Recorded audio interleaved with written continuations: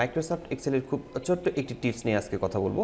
সেটি হচ্ছে যে আমরা প্রথমের দিকে যেমন এই সেলটি দেখতে পাচ্ছি, এই রোটি রয়েছে, এই রোর নিচে আমরা এখানে আরেকটি ফাঁকা রো ইনসার্ট করতে যাচ্ছি। তো ফাঁকা রো ইনসার্ট করার জন্য আমরা সাধারণত রাইট বাটন ক্লিক করে নিই এখানে, এরপর হচ্ছে ইনসার্ট লেখাতে ক্লিক করে এভাবে আমরা রো ইনসার্ট করে নিই।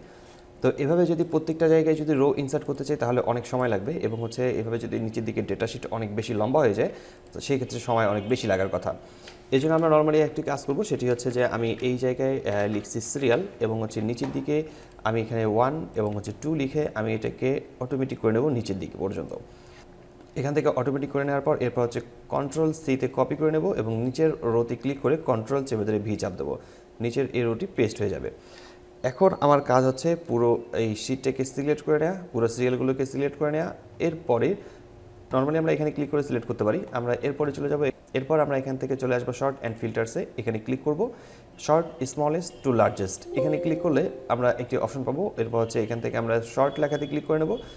এরপরে দেখবেন ম্যাজিক, প্রত্যেকটা রোর নিচে আরেকটি করে রো ফাঁকা চলে আসছে, এবং প্রত্যেকটা রোর নিচে আমরা একটি করে ফাঁকা রো দেখতে পাচ্ছি। এবং হচ্ছে আমার এই সেলটির এই কলামটির কোনো প্রয়োজন নেই, আমি রাইট বাটন ক্লিক করে এই কলামটিকে এখান থেকে ডিলিট করে দিচ্ছি। এখন ম্যাজিকের মতো প্রত্যেকটা রোর নিচে আরেকটি করে ফাঁকা রো ইনসার্ট হয়ে গেছে। আজকের টিউটোরিয়ালটি এই পর্যন্ত ছিল। ধন্যবাদ সবাইকে, আল্লাহ হাফেজ।